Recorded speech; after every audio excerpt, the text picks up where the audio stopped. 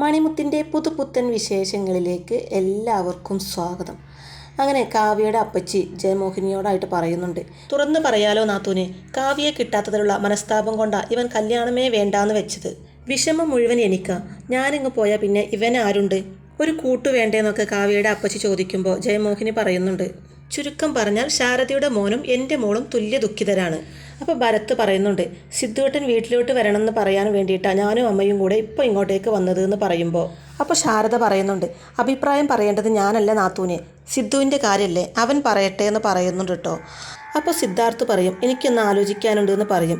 അപ്പോൾ നിരാശയോടെ സിദ്ധാർത്ഥയും ജയമോഹിനി വിളിക്കുമ്പോൾ ഇപ്പോൾ തന്നെ നിങ്ങളുടെ കൂടെ വരണോ അതോ പിന്നെ മതിയോ എന്നാണ് എനിക്ക് ആലോചിക്കാനുള്ളത് എന്ന് പറയുമ്പോൾ സന്തോഷമാവുന്നുണ്ട് കേട്ടോ ജയമോഹിനിക്കും ഭരത്തിനും. ഈ ഷർട്ടൊന്ന് മാറ്റേണ്ട താമസമേ ഉള്ളൂ എന്ന് സിദ്ധാർത്ഥ് പറയുമ്പോൾ, അതെ ഇന്ന് വേണ്ട സിദ്ധു, ഞങ്ങൾ വീട്ടിൽ ചെന്നിട്ട് അവിടുത്തെ സാഹചര്യമൊക്കെ ഒന്ന് ആദ്യം ഒരുക്കട്ടെ. എടുത്തെറിഞ്ഞാലും പോകില്ല എന്നുള്ള വാശിയിലാണ് കൃഷ്ണ. കാവ്യയെ ഒന്ന് പരുവപ്പെടുത്തിയെടുക്കണം, എന്നിട്ട് വന്നാൽ മതി സിദ്ധു എന്ന് പറയുന്നുണ്ട് ജയമോഹിനി. കൃത്യസമയത്ത് കൃത്യമായ അളവിലും തൂക്കത്തിലും ആയിരിക്കണം പാലക്കയിലേക്കുള്ള സിദ്ധുവേട്ടൻ്റെ എൻട്രി എന്ന് പറയുന്നുണ്ട് ഭരത്തും. ഇനി കൃഷ്ണ പോയില്ലെങ്കിൽ അവനെ വീട്ടിൽ നിന്ന് പറപ്പിക്കാൻ സിദ്ധുവും കൂടെ സഹായിക്കണം.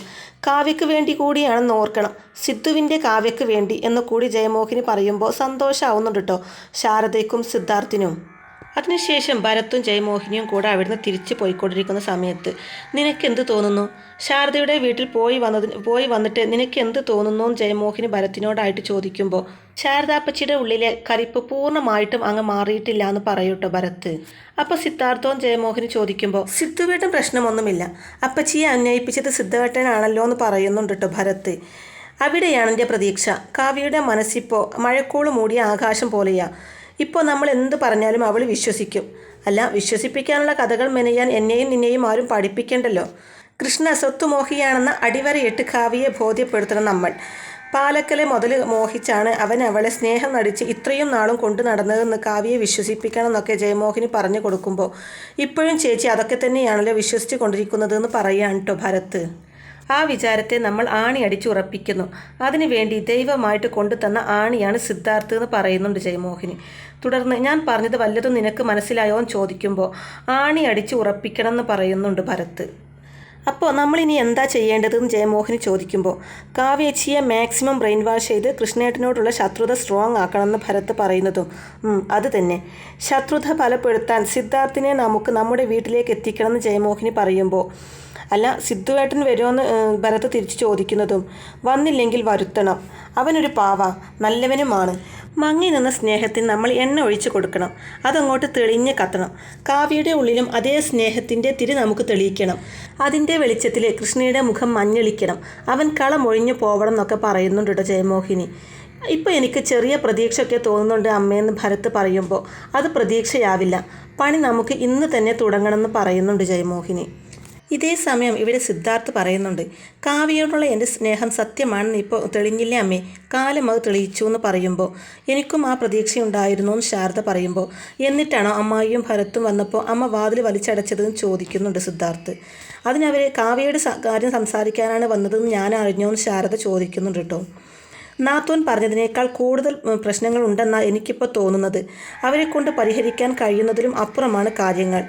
അതാ അമ്മയും മോനും കൂടെ കാർ എടുത്ത് വന്നതെന്നൊക്കെ ശാരദ പറയുമ്പോൾ, കാവ്യയുടെ കാര്യത്തിൽ എന്ത് പ്രശ്നമുണ്ടായാലും പരിഹരിക്കാൻ ഞാൻ റെഡിയായി നിൽക്കുമല്ലേ അമ്മയെന്ന് ചോദിക്കുന്നുണ്ട് സിദ്ധാർത്ഥ്.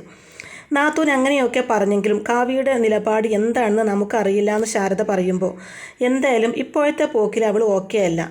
അന്ന് അമ്പലത്തിൽ വെച്ച് കണ്ടപ്പോഴേ എനിക്കത് മനസ്സിലായി. സത്യത്തിൽ ആ മുഖം കണ്ടപ്പോൾ എനിക്ക് വിഷമം തോന്നിയെന്ന് സിദ്ധു പറയുമ്പോൾ, കൃഷ്ണയുമായുള്ള ബന്ധം ഒഴിഞ്ഞാൽ മാത്രമേ നിങ്ങളുടെ കല്യാണം നടക്കൂ.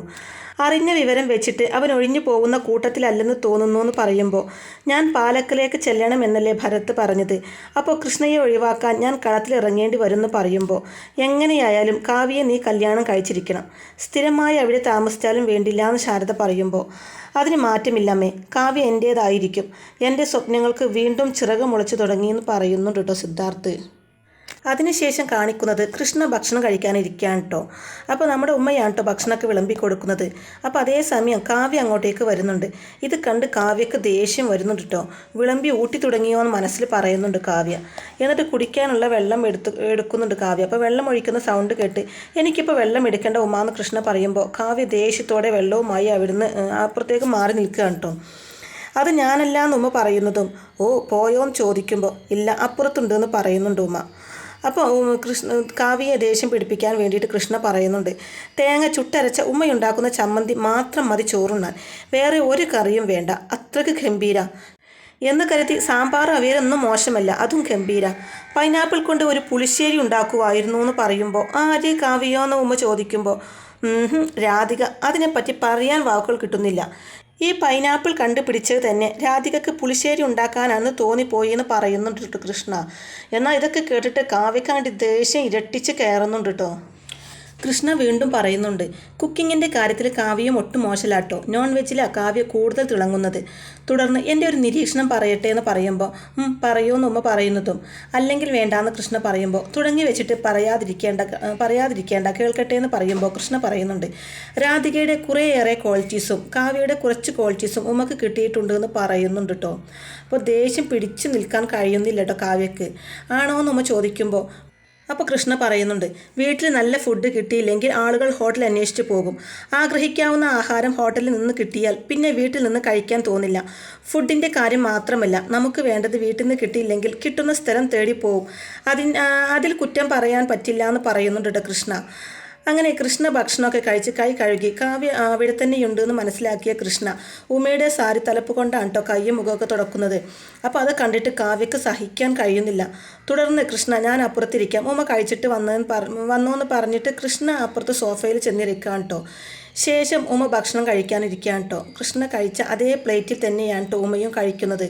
അപ്പോൾ അത് കാണുന്ന കാവ്യക്കാണെങ്കിൽ ദേഷ്യം നിയന്ത്രിക്കാൻ കഴിയുന്നില്ല കേട്ടോ. എന്നിട്ട് ദേഷ്യത്തോടെ ചെന്ന് പ്ലേറ്റ് ഒരൊറ്റ തട്ട് കൊടുക്കൂട്ടോ. എന്നിട്ട് ദേഷ്യത്തോടെ അവിടെ നിന്നും പോവാണ്. പിന്നീട് റൂമിൽ വന്ന് വളരെ വിഷമത്തോടെ ഇരിക്കുന്നുണ്ട്. അപ്പോൾ അതേസമയം കാവ്യയുടെ മനസാക്ഷി കാവ്യയോടായിട്ട് നീ എന്തിനിങ്ങനെ കോപിക്കുന്നത്? ഒരിക്കൽ വിശ്വാസവഞ്ചന കാണിച്ചവനെ വീണ്ടും വിശ്വസിക്കരുത് കാവ്യെ. പുരുഷന്മാരുടെ പൊതു സ്വഭാവമാണിത്.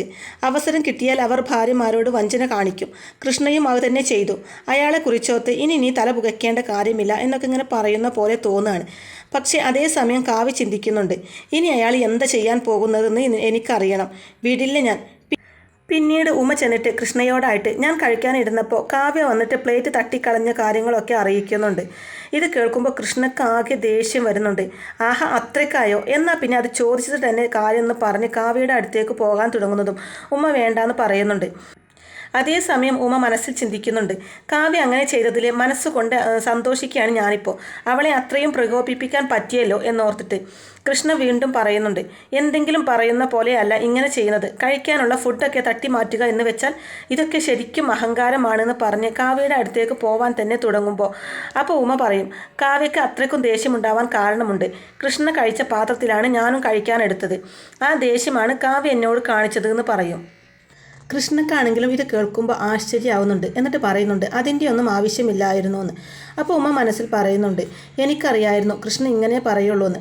ശേഷം കൃഷ്ണയോടായിട്ട് പറയുന്നുണ്ട് ഞാൻ മറ്റൊന്നും വിചാരിച്ചിട്ടില്ല അങ്ങനെ ചെയ്തത്. കാവ്യയെ എങ്ങനെയെങ്കിലും പ്രകോപിച്ച് കൃഷ്ണയുമായി അടുപ്പിക്കുക, അതാണ് എൻ്റെ ലക്ഷ്യം. ആഹാരം തട്ടിക്കളയുകയോ എന്നെ തല്ലുകയോ എന്ത് വേണമെങ്കിലും കാവ്യ ചെയ്തോട്ടെ, സാരമില്ല. അല്ലെങ്കിൽ മുത്തും ഭരത്തും അമ്മയും ഒക്കെ എന്തൊക്കെയാണ് എന്നോട് പറയുന്നത്, എല്ലാം ഒന്നും ഞാൻ കൃഷ്ണയെ അറിയിക്കാറില്ല. അതൊക്കെ അനുഭവിക്കുന്നതിൽ എനിക്ക് മടിയുമില്ല. പക്ഷേ കാവ്യ കൃഷ്ണയുടെ സ്നേഹം തിരിച്ചറിയണം, എന്നിട്ട് കൃഷ്ണയെ സ്നേഹിക്കണം. നിങ്ങൾ കൈകോർത്ത് നിന്ന് എന്നെ ഇവിടുന്ന് യാത്രയാക്കണം, അത് മതി എനിക്ക് എന്നൊക്കെ പറയാണ്. ഉമ്മയുടെ ആ ഒരു നന്മ കണ്ടിട്ട് കൃഷ്ണയ്ക്കും സന്തോഷമാവുന്നുണ്ട്. ഉമ്മയുടെ ആത്മാർത്ഥതയ്ക്ക് എങ്ങനെ നന്ദി പറയണമെന്ന് എനിക്കറിയില്ല. പക്ഷേ ഉമ്മ മനസ്സിൽ കൈകോർത്ത് നിൽക്കാൻ പോകുന്നത് കാവ്യയും കൃഷ്ണയും ആയിരിക്കില്ല, ഞാനും കൃഷ്ണയുമാണ്. ആ ദിവസത്തിന് വേണ്ടിയുള്ള എൻ്റെ നീക്കങ്ങളാണ് ഇതെല്ലാം. സോറി കാവ്യ, ഞാൻ നിന്നെ ദ്രോഹിക്കുകയാണെന്ന് എനിക്കറിയാം.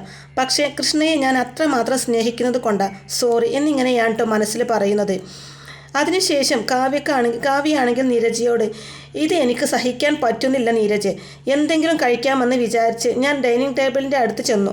പക്ഷേ അവിടെ സഹിക്കാവുന്നതിലും അപ്പുറത്തുള്ള കാഴ്ചയായിരുന്നു ഞാൻ കണ്ടത്. രാധികയും ഉമയും അയാളുടെ കണ്ണിൽ എല്ലാം തികഞ്ഞ പെണ്ണുങ്ങളാണത്രേ. രാധികയുടെ പാചകത്തിൽ തുല്യമാണ് ഉമയുടെ കുക്കിംഗ് പോലും. തീർന്നില്ല. വീട്ടിൽ നല്ല ഫുഡ് കിട്ടിയില്ലെങ്കിൽ ആണുങ്ങൾ പുറത്തു പോയി കഴിക്കുമെന്ന്. ആ പറഞ്ഞതിൻ്റെ അർത്ഥം മനസ്സിലായോ നീരജയ്ക്ക്? നീരജ് പറയുന്നുണ്ട്, കൃഷ്ണേട്ടനെ പറ്റി ഒരു മതിപ്പൊക്കെ ഉണ്ടായിരുന്നു എനിക്ക്. മാന്യനായ ഒരു വ്യക്തിയാണെന്നാണ് ഞാൻ വിചാരിച്ചത്. ഒരു മാന്യത എന്നെ കൊണ്ടൊന്നും പറയിപ്പിക്കേണ്ട എന്നിങ്ങനെ കാവ്യം പറയുമ്പോൾ സത്യത്തിൽ ഞാൻ ഇങ്ങോട്ടേക്ക് വന്നത് ഒരു കാഴ്ച കണ്ടിട്ടാ. കാവ്യം ആ കാഴ്ച കാണേണ്ടതാ. അതും പറഞ്ഞ് നീരജ കാവ്യയെയും കൂട്ടിക്കൊണ്ട് പോവുകയാണ് അവിടുന്ന്. എന്നിട്ട് കാണിച്ചു കൊടുക്കുന്നത് ഉമ കൃഷ്ണയെയും കൊണ്ട് താഴേക്ക് വരുന്നതാണ്. ഉമയാണെങ്കിൽ കൃഷ്ണയോട് രഹസ്യമായിട്ട് പറഞ്ഞു കൊടുക്കുന്നുണ്ട്, ദേ കാവ്യം നാത്തൂനും അവിടെ നിൽപ്പുണ്ടെന്ന്. നീരജ കാവ്യയോടായിട്ട് പറയുന്നുണ്ട്, ദേ അല്ലാത്തപ്പോൾ ഒക്കെ കൃഷ്ണേട്ടൻ ഈസി ആയിട്ട് പടി ഇറങ്ങി വരാം. ഇപ്പോൾ ഉമ ചുറ്റിപ്പിടിച്ചില്ലെങ്കിൽ പറ്റില്ല എന്നായി. അപ്പോൾ അത് കേൾക്കുന്ന കാവ്യം ചുറ്റിപ്പിടിക്കാനും ഒട്ടിപ്പിടിക്കാനും രണ്ടും കൽപ്പിച്ച് നിൽക്കല്ലേ അവളെന്ന് പറയുന്നുണ്ട്. കൃഷ്ണയാണെങ്കിൽ കാവ്യയെ കേൾപ്പിക്കാനായിട്ട് ഉമ ഇപ്പോൾ മുടിയിൽ പൂവൊന്നും ചൂടാറില്ല എന്ന് ചോദിക്കുമ്പോൾ ഉണ്ടല്ലോ എന്ന് മറുപടി കൊടുക്കുന്നുണ്ട് ഉമ. കൃഷ്ണയ്ക്ക് മുല്ലപ്പൂ ഇഷ്ടമാണെന്ന് പറഞ്ഞതിൽ പിന്നെ അതെൻ്റെ ശരീരത്തിലൊരു ഭാഗമായി കഴിഞ്ഞു. ആളിൻ്റെ സന്തോഷത്തിനനുസരിച്ച് പെരുമാറുന്നത് ഒരു കെയർ ടേക്കറിൻ്റെ രീതിയാണല്ലോ. അപ്പോൾ കൃഷ്ണ പറയും, കെയർ ടേക്കറോ? ഉമ വെറും ഒരു കെയർ ടേക്കർ മാത്രമാണോ? ഞാൻ പിന്നെ ആരാണെന്ന് ഉമ തിരിച്ചു ചോദിക്കുമ്പോൾ കൃഷ്ണ ഇങ്ങനെ മടിച്ചു പറയാൻ തുടങ്ങുന്നുണ്ട്. ഉമ എൻ്റെ, അല്ലെങ്കിൽ ഞാൻ പറയുന്നില്ല, പക്ഷേ ഉമ പറയാൻ കേട്ടോ. അപ്പോൾ കൃഷ്ണ പറയും, എല്ലാ കാര്യങ്ങളും അങ്ങനെ പറയണമെന്നൊന്നുമില്ല, ചില കാര്യങ്ങൾ പറയാതെ അറിയണം. മുല്ലപ്പൂവ് എൻ്റെ ഒരു വീക്ക്നെസ്സാണ് എന്ന് കരുതി എല്ലാവരും ഇത് ചൂടുന്നത് ഞാൻ ശ്രദ്ധിക്കാറില്ല. നമുക്കിഷ്ടമുള്ള കാര്യങ്ങൾ ചെയ്യുമ്പോഴാണ് അതിനൊരു വിലയുണ്ടാവുക. കൃഷ്ണ ഇത് പറയുമ്പോൾ കാവ്യ ഒരു പഴയ സംഭവം ഓർത്തു പോകുന്നുണ്ട്. കാവ്യ ഒരിക്കലും ഒരുങ്ങാൻ വേണ്ടി മുല്ലപ്പൂവൊക്കെ പുറത്തു നിന്ന് വാങ്ങി അത് ചൂടാനായി ഒരുങ്ങുമ്പോൾ കൃഷ്ണ കാവ്യയുടെ അടുത്തേക്ക് വരികയും ആ മുല്ലപ്പൂവ് വാങ്ങിക്കുകയും ചെയ്യുന്നുണ്ട്. എന്നിട്ട് പറയുന്നുണ്ട്, നീ ഇനി എന്നും മുല്ലപ്പൂവ് മുടിയിൽ ചൂടണമെന്ന്. കാവ്യയാണെങ്കിൽ ആ മുല്ലപ്പൂ തൻ്റെ തലയിൽ വെച്ച് തരാൻ ആവശ്യപ്പെടുമ്പോൾ അത് പിന്നെ വെച്ച് തരാം, ഇപ്പോഴും വെച്ച് കഴിഞ്ഞാൽ ഈ പൂവൊക്കെ ചതഞ്ഞ് അതിൻ്റെ ഭംഗി പോവും. അത് കേൾക്കുന്നതും കാവ്യക്കും ചിരി വരുന്നുണ്ട്. അങ്ങനെ അവർ രണ്ടുപേരും പരസ്പരം റൊമാൻറ്റിക്കായിട്ട് നിൽക്കുന്ന കാര്യങ്ങളൊക്കെ കാവ്യ ഓർത്തു പോകുന്നുണ്ട്. എന്തായാലും ഇതൊക്കെ കണ്ടും കേട്ടും അവസാനം കാവ്യയുടെ നിയന്ത്രണം പോവുകയാണ്. കാവ്യ വേഗം തന്നെ കൃഷ്ണയുടെയും ഉമയുടെയും അടുത്ത് ചെന്നിട്ട് അവരെ രണ്ടുപേരെയും ഇങ്ങനെ ദേഷ്യത്തോടെ തുറിച്ചു നോക്കുന്നു. ശേഷം ഉമയോടായിട്ട് പൊട്ടിത്തെറിച്ചു കൊണ്ട് പറയുന്നുണ്ട്, നിനക്കൊക്കെ എന്ത് തോന്നിവാസവും കാണിക്കാനുള്ള ഒരു സ്ഥലമല്ല എൻ്റെ ഈ വീട്. ഉമയാണെങ്കിലും തിരിച്ചു പറയുന്നുണ്ട്, ഞാൻ എന്ത് കാണിച്ചു എന്നാ കാവ്യയെ പറയുന്നതെന്ന് ചോദിക്കുമ്പോൾ, ഞാനും എൻ്റെ മോളും അമ്മയും ആങ്ങളെയും താമസിക്കുന്ന വീടാണിത്. നിങ്ങളുടെ ശൃംഗാരവും നാടകവും ഒന്നും കാണേണ്ട ആവശ്യം ഞങ്ങൾക്കില്ല. കാവ്യയുടെ ഈ പ്രതികരണമൊക്കെ കാണുമ്പോൾ ജയമോഹിനിയും ഭരത്തും ആണെങ്കിൽ അത് ശരിക്കും ആസ്വദിക്കുന്നുണ്ട്. കൃഷ്ണ ചോദിക്കുന്നുണ്ട്, എന്താ ഇവിടെ പ്രശ്നമെന്ന്. അപ്പോൾ ആ സമയം കാവ്യ, നിങ്ങളോട് ഞാനൊന്നും പറഞ്ഞില്ല. ശേഷം ഉമയോട് പറയുന്നുണ്ട്, മതി നിൻ്റെ വേഷം കെട്ട്, ഇനി ഞാനിത് അനുവദിച്ചു തരില്ല. പക്ഷേ ഉമ പറയും, എനിക്കിത് വേഷമായിട്ടല്ല, ആത്മാർത്ഥമായിട്ടാണ് ഞാൻ എൻ്റെ ജോലി ചെയ്യുക. ഇനി വേഷം കെട്ടാണെന്നിരിക്കട്ടെ, എങ്ങനെയാ അതിനുള്ള സാഹചര്യം ഉണ്ടായത്? നിങ്ങൾ സന്തോഷമായിട്ട് ജീവിച്ചിരുന്ന കാലത്തൊന്നും ഞാൻ ഇതിനിടയിൽ കയറി വന്നില്ലല്ലോ. പിന്നെ കൃഷ്ണ എൻ്റെ തോളിൽ കൈയിടുന്നുണ്ടെങ്കിൽ അതിന് കാരണം കാവ്യ തന്നെയാണ്. കാവ്യയുടെ പിടിപ്പുകേട്. മധുരമുള്ളിടത്ത് ഉറുമ്പ് വരും, അത് ലോക നിയമ. എന്നാൽ കാവ്യം വിടുന്നില്ല. കാവ്യ തിരിച്ചു പറയുന്നുണ്ട്, ഉറുമ്പിൻ്റെ ശല്യം സഹിക്കാതാവുമ്പോൾ അതിനെ ചവിട്ടി അരച്ചു കൊല്ലും, അതും ലോക നിയമ. അപ്പോൾ ഉമ പറയും, പക്ഷേ അതിന് ഞാൻ നിന്നു തരില്ല. നിൻ്റെ കഴിവ് കേടിന് എന്നോട് ചൂടായിട്ട് കാര്യമില്ലടി കാവ്യ എന്ന് പറയുന്നുണ്ട് കേട്ടോ. അപ്പോൾ കാവ്യയ്ക്ക് ഇതും കൂടെ കേൾക്കുമ്പോഴേക്കും ഒട്ടും പിടിച്ചു നിൽക്കാൻ പറ്റുന്നില്ല. അടിക്കാനായിട്ട് ഉമക്ക് നേരെ കൈ ഉയർത്തുന്നുണ്ട്. പക്ഷേ ഉമ കൈ പിടിച്ചു വെച്ച്, നിൻ്റെ തല്ല് കൊള്ളാൻ ഞാൻ നിന്നു തരില്ല എന്നും പറഞ്ഞ് ഫലമായിട്ട് തന്നെ കാവ്യയുടെ ആ കൈ അങ്ങോട്ട് പിടിച്ചു മാറ്റുകയാണ്. കാവ്യയാണെങ്കിൽ ഇത് കണ്ടിട്ട് ശരിക്കും ഷോക്കാവുന്നുണ്ട്. എന്തായാലും കാവ്യ ഉമയുടെ മുടിയിൽ ചൂടിയിരിക്കുന്ന മുല്ലപ്പൂവൊക്കെ വലിച്ച് പറിച്ചെടുത്ത് അത് പിച്ചി ചീന്തി കളയുന്നുണ്ട്. എന്നിട്ട് പറയുന്നുണ്ട്, നീ ഇങ്ങനെ പൂ ചൂടിയൊന്നും വിലസണ്ട, അതിന് ഞാൻ സമ്മതിക്കില്ല എന്ന് ഉമ പറയുന്നുണ്ട്. ഉമയാണെങ്കിൽ കൃഷ്ണയോട് പറഞ്ഞു കൊടുക്കുകയാണ്, ഇത് കേട്ടോ കൃഷ്ണ, കാവ്യ എന്നെ ഉപദ്രവിക്കുകയാണ്, ആരുമില്ലാത്തവളായതുകൊണ്ട് എന്നെ എന്തും ചെയ്യാലോ എന്നൊക്കെ പറഞ്ഞ് സിമ്പതി പിടിച്ചു പറ്റാൻ നോക്കുമ്പോൾ കൃഷ്ണയാണെങ്കിലും കാവ്യയോട് ചൂടായിക്കൊണ്ട്, ആരുമില്ലാത്തവളല്ല ഉമ, കാവ്യ കേൾക്കാൻ വേണ്ടിയാണ് ഞാൻ പറയുന്നത്. ഇതുവരെ, ഈ നിമിഷം വരെ ഉമ എൻ്റെ കെയർടേക്കർ മാത്രമായിരുന്നു. സ്വാതന്ത്ര്യത്തോടെ ഞങ്ങൾ സംസാരിച്ചിട്ടുണ്ട്, ഞങ്ങൾ പെരുമാറിയിട്ടുണ്ട്. അതിനപ്പുറത്തേക്ക് ഒരു ബന്ധവും ഉമയുമായിട്ട് എനിക്കുണ്ടായിട്ടില്ല. കാവ്യക്ക് അങ്ങനെ തോന്നാൻ വേണ്ടി ഞങ്ങൾ ബോധപൂർവം അടുത്തിടപഴകുന്നതായിട്ട് അഭിനയിച്ചതാ എന്ന സത്യം കാവ്യയോട് തുറന്നടിക്കുന്നുണ്ട് കേട്ടോ കൃഷ്ണ.